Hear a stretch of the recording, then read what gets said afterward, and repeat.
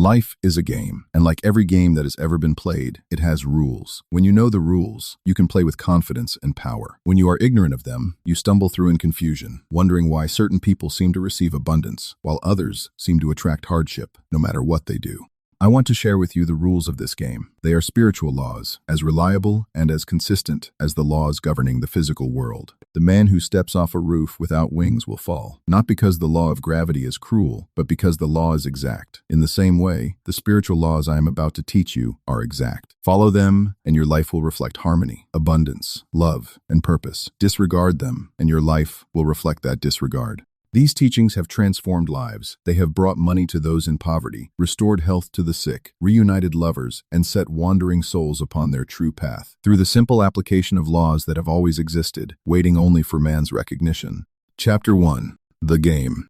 Life is a game of giving and receiving. What a man sends out in thought, word, and deed returns to him with extraordinary precision. If he gives love, love returns. If he sends out resentment, resentment returns. If he speaks of lack and limitation settle into his experience. If he speaks of abundance and health with genuine faith, abundance and health make their way to him. This is not a theory, it is the law. There are 3 departments of the mind that every player must understand. The first is the subconscious mind. This is the storehouse of all that man has felt deeply and imagined clearly. It holds no opinions of its own. It does not judge whether what it receives is good or bad, helpful or harmful. It simply receives the impression and carries it out. It is like a faithful and powerful servant that executes every order given to it without question. This means that man must be very careful what impressions he allows to take root there. The second department is the conscious mind, the thinking, reasoning mind that sees the world as it appears to be. It looks around and observes conditions, and if it is not trained, it reports only what it sees. It sees sickness, poverty, failure, and limitation, and it impresses those images upon the subconscious, which then faithfully brings more of the same into the person's experience. The third department is the superconscious mind. This is the divine mind within each man. This is the realm of perfect ideas. Plato spoke of the perfect pattern, the divine design, and this is exactly where that design lives, within the superconscious. Every man has a divine plan for his life, a perfect picture of what he is meant to be, to have, and to accomplish. It usually flashes into awareness as an impossible dream, something too wonderful to actually happen. But it is not impossible. It is, in fact, the truest thing about him. It is his divine destiny. The imaging faculty of the mind plays a leading role in this game. Whatever a man images, with persistence and feeling, he eventually draws into his outer world. A man who continually pictures illness will find illness coming to him. A man who imagines his perfect life, who trains himself to see only the good he desires, calls that good forward into manifestation. The imagination has been called the scissors of the mind, for it is always cutting out pictures, and those pictures become real experiences. The great object of the game is to bring forth only the pictures of good, to align the imaging faculty with the divine pattern in the superconscious, to let the Christ within, the God within, guide the conscious mind and fill the subconscious with truth and light. Chapter 2. The Law of Prosperity. One of the most powerful truths a man can receive is this: God is his supply. There is a supply for every demand. Abundance is not something that must be earned, seized, or worried into existence. It is a spiritual principle, and it responds to the spoken word of the man who knows this truth and acts upon it in faith. I have seen this principle work in the lives of people who had nothing, who appeared to be completely cut off from supply. A woman came to me once with $8 to her name and no prospect of more. We spoke the word together. We declared that she was an irresistible magnet for all that belonged to her by divine right. That infinite spirit opened the way for great abundance. She followed her intuition, made a journey that the reasoning mind would have called foolish, and connected with someone who channeled thousands of dollars to her in a way that no reasoning mind could have planned. The lesson of this law is not simply that abundance comes through prayer. The lesson is that a man must prepare for what he has asked for, even before there is a single, visible sign of its arrival. He must act as though his prayer has already been answered. When the 3 kings needed water in the desert, and there was no rain and no cloud in the sky, the instruction they received was to dig ditches. Dig the ditches and the water will come. This is active faith. This is the law of prosperity in motion. A man who speaks the word for supply and then spends his time preparing for failure is neutralizing his own prayer. His actions declare that he does not truly believe. The subconscious receives the image of failure because failure is what he is preparing for. The two cannot occupy the same space. He must choose. He must make his decision and hold to it. The children of Israel were told they could have all the land they could see. This is a spiritual truth of great depth. Man can only receive what he is able to see in consciousness. If his vision of abundance reaches only to the edge of his present condition, he will receive only as much as his vision allows. He must expand the vision. He must train himself to see past appearances and behold the divine idea already complete in the invisible, already pressing toward manifestation. Another person came to me needing $50,000 within a narrow time limit and finding every door apparently closed. He had approached the bank and been refused. I told him to return to the bank with composure and peace, aligned in love with all who worked there. He argued that there was no time. I said that the Creator does not require time and is never too late. He went. The bank approved the loan in the final 15 minutes before the deadline. This is the law of prosperity. It is not the law of hard effort, though effort has its place. It is the law of spiritual consciousness meeting divine supply. Man must see himself rich before he becomes rich. He must hold his vision without wavering. Chapter 3. The Power of the Word. There is no force in the life of man more underestimated than the power of his spoken word. Death and life are in the power of the tongue. This is precise spiritual instruction. Every word a man speaks is a decree. It goes out from him, carrying the vibration of what he has sent, and it returns to him having drawn to itself the corresponding experience. A man who says, "I always miss every opportunity," is writing a law for himself in the invisible. A woman who says cheerfully, "Good things always find me," is writing an entirely different law. Each of them, over time, will live in the world their words have made. People bring enormous suffering upon themselves through what they call harmless conversation. They speak of illness and attract illness. They speak of poverty and deepen poverty. They rehearse their troubles with anyone who will listen, not understanding that each rehearsal is a new decree, a fresh order placed to the faithful subconscious, which hears every word and carries it out. I have said that man should use his words for only three purposes: to heal, to bless, and to prosper. What he says of others comes back to him. The curse he sends out returns to his own door. The blessing he sends out returns multiplied. There is no exception to this. The law does not make exceptions. There is also great power in what a man refuses to speak. The trained spiritual student learns to refuse the language of lack, disease, failure, and grievance, not because he is in denial of what appears before him, but because he knows that appearances are never the final word. The final word belongs to the spiritual law that governs all things, and that law says that abundant good is the divine idea for every man. The body itself responds to the spoken word. Every cell in the body is listening. Disease has a mental correspondence, and when the mind is cleared of the inharmonious thought, the body follows.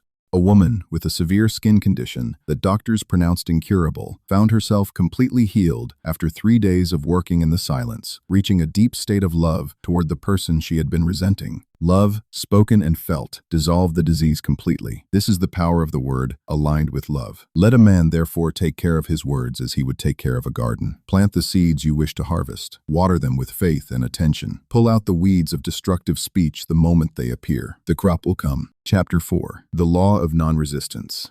Resist not evil. These two words contain a wisdom so deep that most people spend entire lifetimes without touching its full meaning. To resist a thing is to give it power. To fight a condition is to energize it. To despise a situation is to lock oneself into it. The man who fights poverty with panic and resentment will find poverty clinging to him like a shadow. The man who looks at an unwanted condition with spiritual calm and says, silently and with authority, "You have no power over me, for I know only one power, and that power is good," has stripped the situation of its grip. Water is the most powerful element in nature precisely because it is non-resistant. It does not fight the rock. It flows around it, and over time, it wears the rock away entirely. This is the model for the spiritually awakened person. Every inharmonious situation a man encounters has its root in some inharmony within himself. This is a startling truth and a liberating one. If a man is surrounded by people who irritate or dominate or deceive him, the law tells him that his own internal state is generating that outer condition.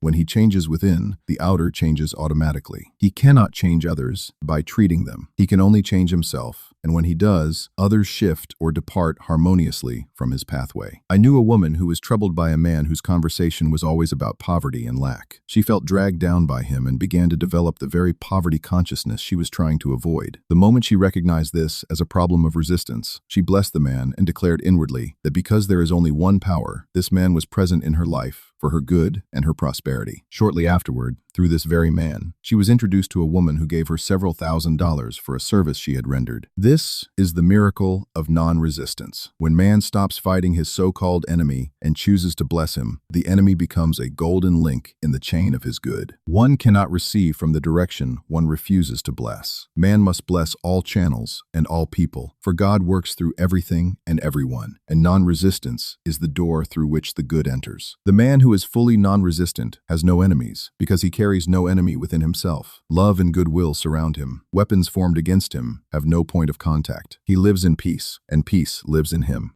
Chapter 5. The Law of Karma and the Law of Forgiveness. Man receives only what he gives. This is the law of karma, the law of the boomerang. Every thought, every word, every deed goes out from him and returns with the faithfulness of a homing pigeon. The man who has been deceptive will find himself deceived by the very person he most wishes to trust. The woman who has been critical will hear criticism from someone whose approval she desperately wants. There is no malice in this. The law is simply exact. This means that man is always working with himself. His circumstances are never an accident. They are always the outer reflection of his inner condition. When he sees this clearly, he stops blaming the world for his troubles. He stops waiting for other people to change. He begins to work with the only thing he actually has power to change, which is himself. But here is the supreme good news. There is a law that rises above karma. It is the law of forgiveness, the law of grace. Under this higher law, man is freed from the consequences of past error. He does not have to reap everything he has sown, not when he calls upon this law with sincerity and understanding. The Christ within each man is his Redeemer, his deliverer from the law of cause and effect. When man invokes this law, he steps out from under the weight of past mistakes and into the freedom of a new beginning.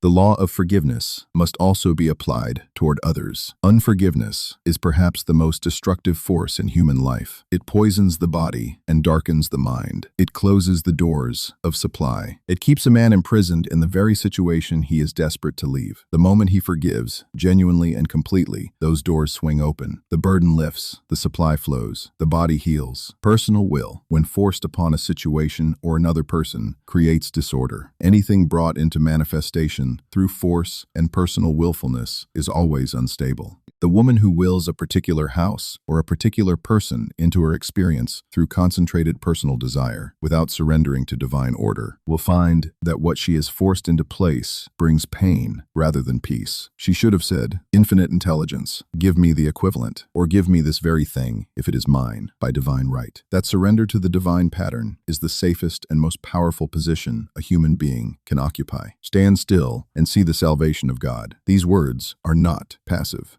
They describe a condition of alert, trusting awareness, in which man has released his grip on the outcome and allowed the divine plan to manifest in its own perfection. Chapter 6. Casting the burden and impressing the subconscious. It is one thing to understand a spiritual truth with the conscious mind. It is another thing altogether to have it take root in the subconscious, where it can actually produce results. This is the challenge that every serious student of spiritual law must meet. The method I have found most effective and most reliable is the practice of casting the burden. A burden, in spiritual understanding, is any adverse thought or condition, and there is a law by which that burden can be lifted, not through effort or repetition or intellectual gymnastics, but through a simple, steady act of conscious surrender to the divine power within. The statement is this: I cast this burden upon the Christ within, and I go free. The Christ within is the superconscious mind, the God presence in each man. When the burden is cast upon this presence, it is dissolved. A woman in desperate need of money made this statement with quietness and determination, repeatedly, until she felt a shift. An avalanche of supply followed. A student, torn by resentment, used these words, and found that the resentment, which had held her in torment for years, melted away, and her entire life changed. A woman who had no room for an incoming piano spoke these words, and within moments, a solution presented itself that had not existed a minute before. The statement should be made over and over, sometimes for hours, with quiet but unshakable conviction. It is not a desperate plea. It is a clear declaration. It is a handing over of the problem to the only power equipped to solve it. When man tries to carry his burden with his own reasoning mind, he keeps bumping into the same walls, because the reasoning mind operates on the same level as the problem. He must lift the problem to a higher level entirely. Active faith is always part of this process. Faith without corresponding action is not full faith. The man who speaks the word for a position and then refuses to prepare for work, who speaks the word for a home and never arranges his household, is not fully impressing the subconscious with the reality of his prayer. He must act as though it is already done. He must prepare for the incoming good. He must dig his ditches. Sometimes, just before a great breakthrough, the darkness deepens. Old fears and doubts rise to the surface. This is a good sign, though it rarely feels like one. These are the ancient errors of the subconscious coming up to be dissolved. The student must stand firm in this moment, affirming the good and giving thanks, even while the outer picture appears dark. This is the darkness before the dawn, and it always precedes the manifestation.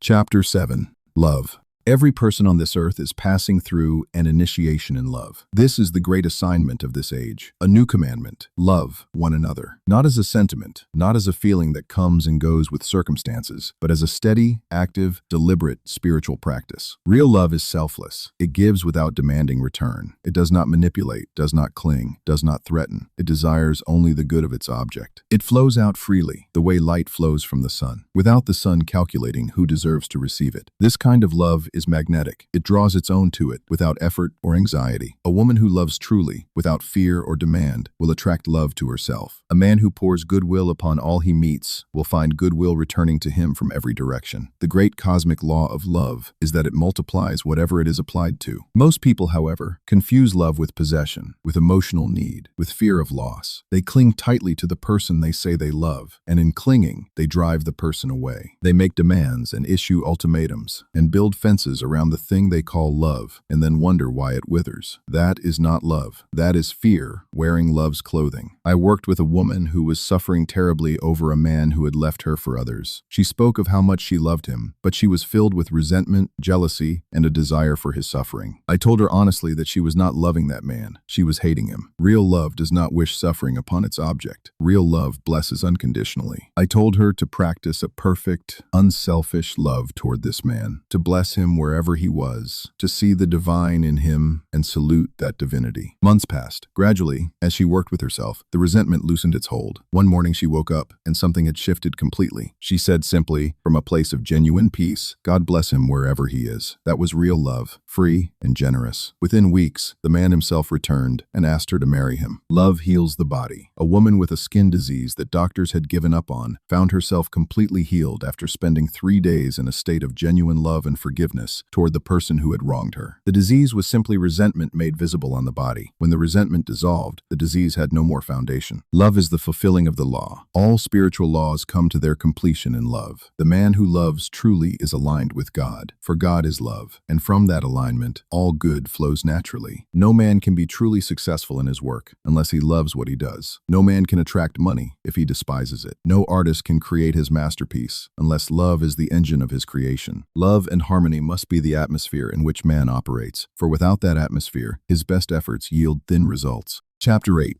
Intuition, or guidance. There is a faculty within every man that is more reliable than any external source of counsel. It is the intuition, the lead from within, the still small voice of infinite intelligence, expressing itself through the superconscious mind. When this faculty is acknowledged and followed, a man's path opens before him in miraculous ways. When it is ignored in favor of the reasoning mind alone, he struggles unnecessarily against his own good. The proper sequence for creating any demonstration is this: speak the word, then listen. Make your demand upon the universe. Declare your faith in the outcome, and then pause. Do not make the battle your own. Do not immediately reach for a strategy or a plan. Ask first, Infinite Spirit, reveal to me the way. Show me if there is something I should do. Then watch for the lead. It may come as a sudden thought. It may come through a chance remark from a stranger. It may come as an urge to go somewhere or to write to someone. The answers are sometimes startling in their precision. A woman who needed a large sum of money spoke the word and then asked for a lead. The lead that came was to give a gift of $100 to someone who had helped her spiritually. The reasoning mind might have protested this instruction loudly, but she followed it, and shortly afterward, a large sum of money came to her through a channel she could not have anticipated. This is how intuition works. It does not explain itself. It simply points. The student who has learned to follow these quiet inner directions without demanding that they first make sense to the reasoning mind, that student will find his affairs unfolding with a grace and an ease that seems miraculous to those still operating purely on the intellectual level. Tithing, the giving of a tenth of one's income, is another way of setting this law in motion. It is an act of faith that declares, I trust the universe as my supply. When money goes out with love and a blessing, it activates the law of circulation and return. Every bill paid cheerfully, every gift given freely, is a seed planted in spiritual law. The harvest is certain and always exceeds the seed. I have found also that looking to psychic or occult sources for guidance is a dangerous practice. The psychic plane is the plane of many minds, not the one divine mind. It deals in probabilities and karmic patterns, not in the spiritual truth that transcends all limitation. The student of spiritual law should seek his guidance from within, from the superconscious, from the God presence that knows the perfect plan and will reveal it gladly to the man who asks in faith and patience. When a man stumbles or falls, physically or in his affairs, he can recognize it as a correspondence. Something in his thought is stumbling. He should check his inner state, call upon the law of forgiveness, salute the divinity in any person he has been condemning, and realign himself with truth. Then the outer condition corrects itself. Chapter 9. Perfect Self-Expression, or the Divine Design.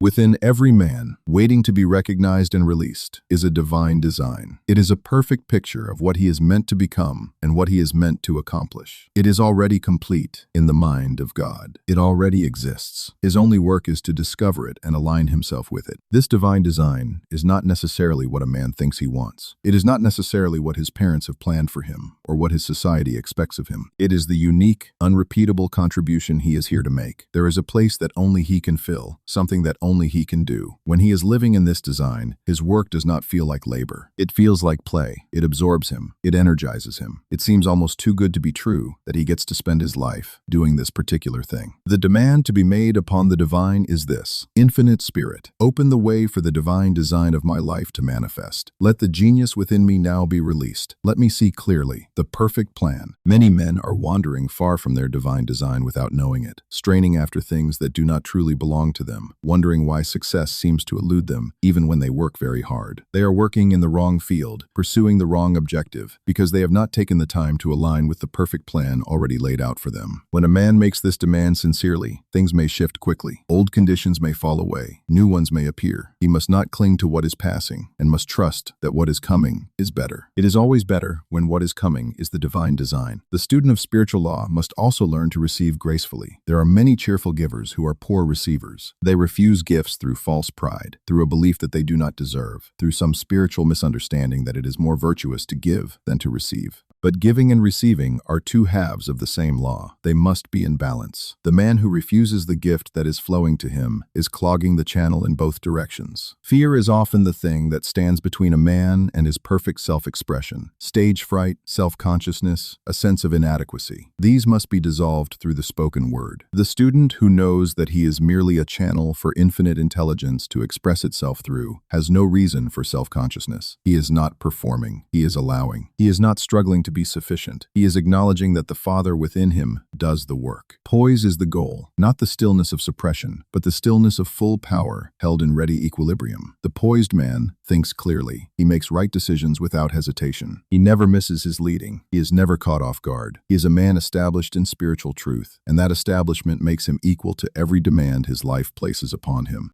Chapter 10. Denials and Affirmations. All the good that is ever to appear in man's life already exists as a perfect idea in divine mind. It is finished. It is real. The only question is whether man will open himself to receive it, whether he will speak the words and hold the vision that allow it to flow into manifestation. Words are the tool. The spoken word is the instrument through which man shapes his affairs. He must use this instrument with care and with precision because it is always active. There is never a moment when the subconscious is not receiving impressions from his speech. Let man, therefore, make it his practice to speak only what he wishes to see manifested in his life. A denial is the spiritual act of refusing to give reality to anything that contradicts the divine idea. When illness appears, the spiritually trained person denies its ultimate reality. This is not the denial of appearances. Appearances are seen. It is the denial of the power of those appearances to stand permanently against the divine truth. The denial clears the way for the affirmation, which then plants the seed of the desired good. An affirmation is a statement of truth spoken in faith. It is a decree. It is man commanding, as he has been instructed to command. Concerning the works of my hands, command ye me. Man has been given that authority. He is to use it. He is to stand before before the invisible storehouse of divine good and speak his demand with faith and with clarity. Affirmations must be worded carefully. They must cover the full ground of what is desired. A woman who spoke the word for work received a great deal of work, but was never paid, because she did not include in her affirmation the condition of proper payment. Every demand must be fully and rightly stated. Ask for the divine selection. Ask for manifestation under grace, in perfect ways. Affirmations gain their power through faith, not through repetition alone. The man who repeats an affirmation without conviction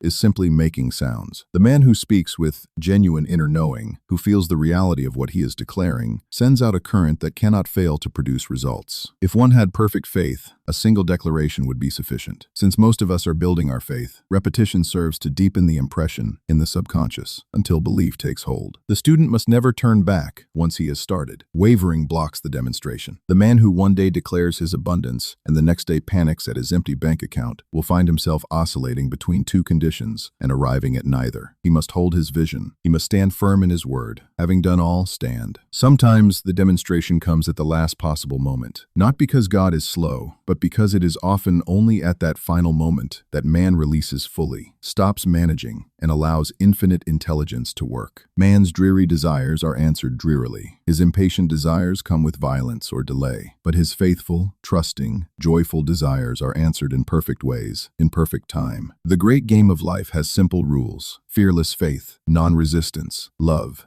These three qualities, fully embodied and consistently practiced, will transform any life. The man who masters them is no longer subject to the random tides of circumstance. He stands in the truth that God is his supply, his health, his love, his guidance, and his perfect self-expression. He is free, and freedom is the purpose of the game. Affirmations for daily use. For prosperity, God is my unfailing and inexhaustible supply, and large sums of money come to me swiftly, under grace, in perfect ways. For right conditions, every plan that infinite wisdom has not established is now dissolved and dissipated, and the divine idea comes to pass. For unity with good, as I am one with God, I am one with my good, for God is both the giver and the gift, and I cannot be separated from what is already mine. For health, divine love floods my consciousness with light, and every cell in my body is filled with the perfection of spirit. For guidance, I am divinely sensitive to my intuitive leads and give instant obedience to the will of God within me. For right work, I have a perfect work in a perfect way. I give perfect service for perfect pay. For freedom from every burden, I cast this burden upon the Christ within, and I go free. Thank you for watching.